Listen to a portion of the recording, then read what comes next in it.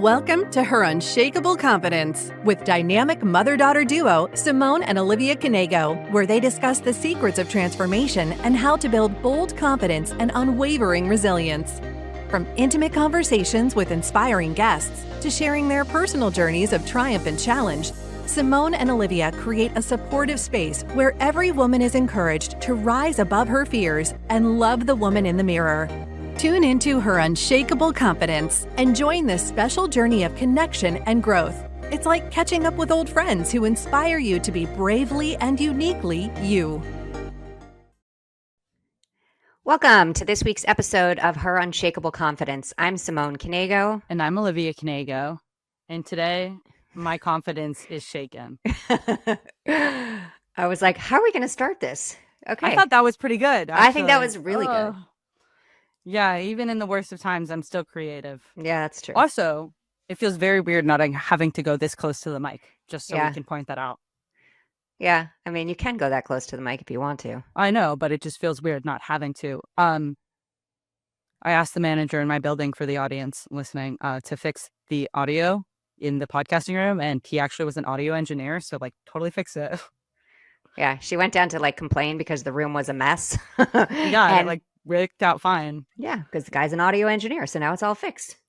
But back to the topic of shaking confidence. Unshakable. Okay, yeah, it's unshakable, but She can't even talk. It's so bad. Right now, I'm a little bit shaken. And the shitty thing is that I had a really good week. That's Tuesday. That's embarrassing to say. I had a really good Monday up until Tuesday. Yeah. Okay, so do tell. I mean, I know what happened, but tell the audience. Tell the woman out there listening what happened to you. Oh, law school sucks, and the first email I got today was essentially like, "Hey, one else, you should probably not go on spring break places. We don't recommend it. You shouldn't do anything for spring break. You need to stay home and write your appellate brief." And then 5 minutes later. Probably not 5. In my head, it was 5 minutes later, but I got the email about my appellate brief, conference draft, edits. And I don't know. I think it just really shook me to my core. I mean, that's what they're supposed to do, I guess. Tear down your brief and you build it back up. But all I wanted was a break. And all I'm looking forward to was spring break in the week upcoming and not having to actually work or work as hard as I normally do. And just I feel like everything came crashing down all at once. And I don't know, there's a lot of external factors too that I feel like maybe law school was just the straw. Because you have so many other things that are bugging you? Mostly just world events. Yeah. That's kind of very stressful to me right now. Looked at the news a little bit too much yesterday, so. We got rid of cable. It was a very good choice. Yeah. I mean, you guys don't have cable either, but I don't sit on my phone and just search and search and search. I do read the news every morning, and then I look away. And then your dad usually comes home and says, "Did you hear about this?" And I'm like, "No, I didn't hear about that." He came home yesterday and said,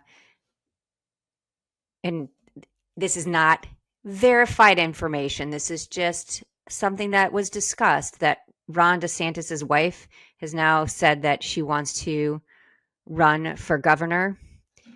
Did you hear that? Okay. But I did I thought okay, whatever. Anyways, so I mean, this isn't political. This is just funny because I want to read you what she said, because he came home and I said that can't be what she said. And I also I would like you to read me while you pull that up. I would like to say that regardless of any politics, a politician's wife or husband is the one person to know that they know that they should not become it because of how horrible the job is. So here, but this is just where we are right now. This is comical to me. So when asked by a reporter about the 2026 contest, she replied by using a quote from baseball legend Yogi Berra. "When you come to a fork in the road, take it." That was her answer about what she, and who knows if she's going to run or not. But so when we're talking, I mean, I bring that up because we're talking about the world. I know nothing about her either. It's just when we're talking about the world, we're like, You know what? Anybody can do anything these days, right? I mean, yeah, you want to hear something horrible? Andrew Tate is back. Like, he Yeah. was off house arrest. Like, he's back in the States. Yeah. And if you look at Like, who is the head of education now, which they're going to get rid of the McMahon. education department anyways, but let's have a wrestler in charge of education. And I guess. so Whatever. I think you just have to take a step back and say, instead of letting it come, you could let this How? completely knock you down. Yeah. You could. But you can't fix all of those things. What can you fix right now? My appellate brief. You can fix your appellate brief. Thank you very much. What can I fix right now? I'm fixing my website. That's what I can do right now. But that's like a hard mindset for me, because right now I want to restructure the entirety of how like law school is. Like, I don't think 3 years is sufficient, and I don't think putting this much pressure to get this much stuff done in 3 years is sufficient. Or yeah, healthy. it is interesting why it's 3 years and not 4 years, right? Like, that extra year can make a big difference. The extra year, first of all, for like student mental health, lawyers have one of the highest suicide rates, and law students specifically have a very high for graduate students because of the amount of pressure. And oh, good, we're talking about pressure again. Well, it's always pressure. It is. Everything is pressure. And then like right now, I've been feeling a bit of my imposter syndrome is coming from, I love the material I'm learning, but like, I don't know if I know how to be a lawyer. I know I've been doing this for like 6 months, and don't say anything. But the skills I feel like I'm learning is like, okay, what do lawyers do? They research. I actually enjoyed that. Writing, I did into law school, and then oral arguing. Oh, you love to argue. Okay, yes, I do. But like, I don't want to get yelled at. Like, I just want to be told that I'm doing a good job. And I think that. Oh, no, you don't. Come on. Really? But, that's what you're searching for, is external validation? A little bit. In the way of like, you work so hard here. You work so hard, and you could get like a 99 out of 100, but everyone else could too. So that's just a B. Okay, well, that is the hardest B is thing enough to deal with. Okay, what are you trying to accomplish? I mean, I know you want to be successful, but how do you define it, right? Because, I mean, you already are successful, right? Start right there. But that's being top of your class, like, okay, no. But I just think the amount of pressure they put on us law students as already successful people, like, you couldn't get into law school if you weren't successful and driven and etc. Like, why does it have to be more? Yeah, it's a really interesting thing, because when you think about lawyers out in the wild, right? Once they've gone through all this, definitely there's settings that are incredibly stressful, and there's so much pressure. You know, I imagine anything to do with corporate, and then criminal, especially, you have someone's life in your hands. Right. So I think that's kind of part of the preparation. But the deal is, what percentage of the people that become attorneys have nothing to do with that and just run kind of regular practices? We should be allowed to specialize a lot sooner than we do. Like, I'm not saying that we shouldn't get exposure at everything. We should, but you're right. Like, realistically, I don't know, will I ever be in a courtroom? I don't know yet. And it's kind of hard for me to like absorb all this information on top of doctrinal classes about the law itself. Yeah, it's really interesting. And I don't know, I imagine, I haven't gone to school in a different country, but I imagine that the pressure that you're under, no matter where you are, I mean, think about medical school, right? That the amount of stuff that they pack in, and, you know, again, you're dealing with someone's life. So you've got to be able to know all of the little details, or most of them. So, but yeah, I think that it's also how you approach it. Yeah, I know. And I guess, like, I think that I have my like best friends are coming this weekend from college, and I'm so excited. And I was so excited to just like have this break. Like, I have not been able to really go out and do stuff because of the amount of work at this semester. And I know that's the thing with law school. They work you, and then I don't know. And there's like a saying, I forget it, because I try not to listen to the sayings because I don't want them to be real. But I was so looking forward to this upcoming break of like really being like there is life beyond law school. There's life beyond like the four walls of my university. And it kind of feels like, well, not really. Yeah, but I'm going to say this, and you're going to not be happy with me, but it's kind of what you signed up for, right? I mean, Yeah, I'm not disagreeing. No, like I know this is what I signed up for. It's just still disheartening. yeah. No, I'm agreeing with you. I mean, it's kind of preparing you for other things in life, right? Sleepless nights, if you ever have a child, things that you go through, whether it's an illness or divorce and all these things like that are so stressful all of the time. I think all the Yeah. things that we do kind of prepare us for those moments. Maybe they don't prepare us so well, but they prepare us like just to expect the unexpected. And but you can't let imposter syndrome take over. I mean, yeah, I know. Like, I know that. Okay? So what are you doing It's about it? just getting back on the wagon, ignoring it until everything's better. Duh. Ignoring it.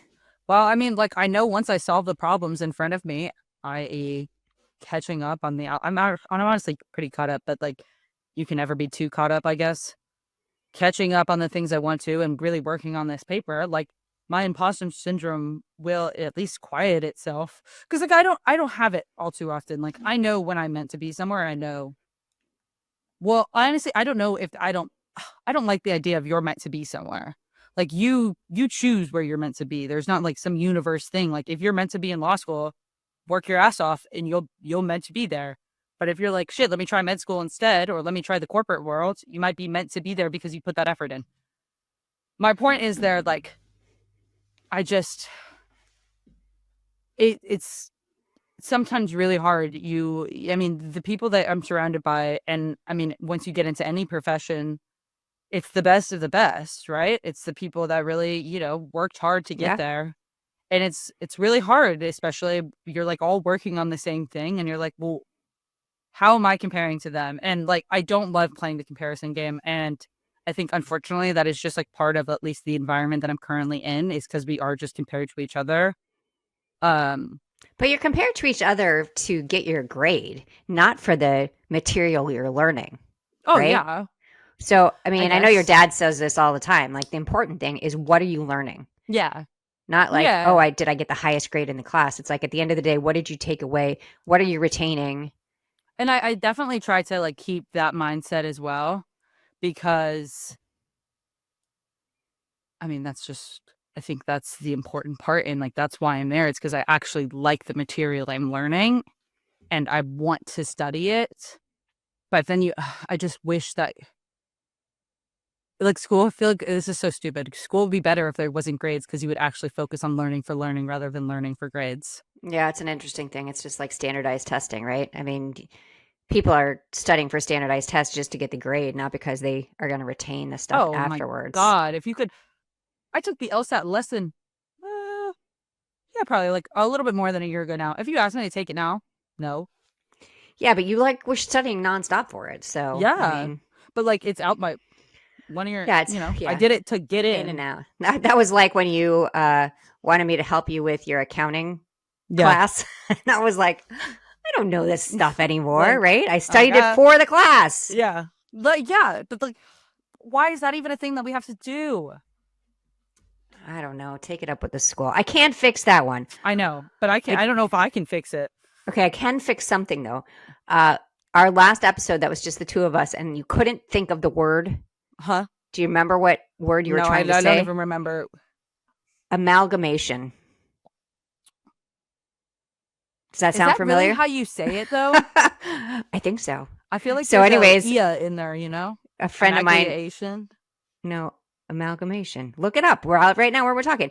A friend of mine listened to the episode and she texted me that word and she said, amalgamation, the word question mark, love the podcast. And I was like, I think that was it. That I is was so like, funny that she does that, because I watch, like, when I listen to podcasts and like I hear a creator doing that, I'm always like, that's what you're looking for.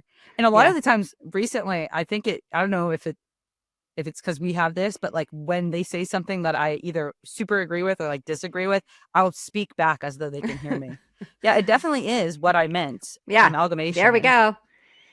Thank you so much, Jude, for that comment, because Thank now we are fixed. We've solved one problem today. Yeah, true. See, don't you feel better? Yeah, honestly. Like, I also, have to, like, I like to change my mood. I don't like to say that, but like I like to change my mood fast. So like this morning, I was in a horrible mood and I'm getting better slowly. Like I can't sit on this feeling for a while. Oh, you want a quick turnaround. So like when you're feeling bad, you want to do something to like fix it right away? Well, yeah, but also you said something to me when I got first diagnosed that was like with Crohn's. You're like, okay, we can cry about this for today, but tomorrow we have to figure it out. Yeah. And so I kind of just have like kept that, like you can allow yourself time to like be upset, feel your emotions, but like you can't live in your emotions forever because that's not productive. Yeah. It's where you start. It's not where you stay. Yeah. So Oh, good. I had my 2 little problems cry. solved. Huh? What? I had my little cry. Oh, I thought you said, I think I'm going to cry. I was like, right No, now? I already did that. I already did that. I had my little cry and then I got back on the wagon and started doing more work. And maybe you should do like something self-care. I was actually asking your sister, are you still crocheting? Because you haven't mentioned it lately. No. Well, you got to do Okay. a little bit of Okay. something. Noosh said the same thing. So my friend that's coming to visit, I was like, I have something to tell you. And she's like, what? And she's like, I was like, I haven't been crocheting recently. And I did. I made things for Valentine's Day, but it's more of like, I don't do it for like self-care anymore. Like I do it because I want to get like a little art piece done. And Yeah, it's your self-care thing, girl. yeah, You got to bring it well, back. yeah. And it's funny because I was like, I've just been so stressed and I feel like like I just don't have time to take care of myself right now. And it's funny. She said her like self-care is reading. She's like, I'm barely reading anymore either. I just feel like I have no time to actually care about myself because there's so many other things. Well, you got to self-prioritize. You got Yeah. to, even if it's 10 minutes in the morning, something, wake up 10 minutes early, do something so that you have something for yourself every day. Because I think a big part of, and whether you believe in imposter syndrome or you don't believe in imposter syndrome, we do have these feelings on a regular basis that we are not enough and that Yeah. we're here on a fluke, that we really don't deserve this. And I'm calling bullshit on all of that, right? I mean, we're putting in the work every day to be doing the things that we're doing. And it's our minds telling us that we're not enough or that we're Yeah. not capable. And so we're creating those thoughts. So when you look at it that way, you can dismantle those thoughts, right? Mm-hmm. But you have to take time for yourself. Yeah. And you're right. And I think this breakout down that I happened this morning was I haven't been, and I've been so looking forward to this time upcoming because then Mm-hmm. I was finally going to be like, that's when I'll get my self-care and that's when I'll be able to take care of myself. But that's not the right mindset. I can't put it off until I have a breakdown. No, That's not productive. That's not healthy. you can't. You've got to be doing it on a regular basis. Yeah. So I mean, whatever it is. wow, Mom. I went I to bed did at 8. not I went to connect bed that at thought until we 8:30. just started talking that like, yeah, I haven't taken care of myself. And the reason I'm so upset by this is because that's when I was going to. Oh my gosh, I think we solved 3 problems now today. Oh, that one is like bringing tears to my eyes a little bit, like in a happy way. Like, girl, like it'll be fine. You just need to take care of yourself. Yeah, you do. I mean, what I was saying is that last night we started this new thing in our house that we're not watching TV shows during the week. Well, we don't even have cable, but Wait. we're watching stuff on Netflix. Okay, How so what? like, no, continue what you're saying. So it's like we can walk the dog or we'll go to the, Millie has a lacrosse game tonight or whatever that we're Pick up a book. something. And last night I had worked all day. I was like on my computer for calls and meetings and just again working on my website, all this stuff. And then I said, you know what? I'm actually going to go to bed early. Like, and I was in bed at 8:30, which was like the weirdest thing to me. I was Mhm. up at 5:30 then today because I had slept enough. So I was like, okay, that's a pretty good self-care thing for me every once in a while to just say, you know what? Put it down, go to bed. Yeah. Like, do something instead of just, but we do. We like, what do they say? You burn the candle at both ends. Well, guess what's going to happen? You're going to burn in the middle. So you've got to really think about that this week about, okay, what did I do every day? Maybe just set 5 minutes. Yeah. Start with that because I know you feel overwhelmed because you have so much going on, but I actually think that it will make you feel less overwhelmed when you do something to prioritize yourself. Wow, I did not expect to feel this many resolutions right now. I'm here for you. That's I what I thought this do. was just going to be a bitch fest, but I actually feel like I have like an action plan now. There we go.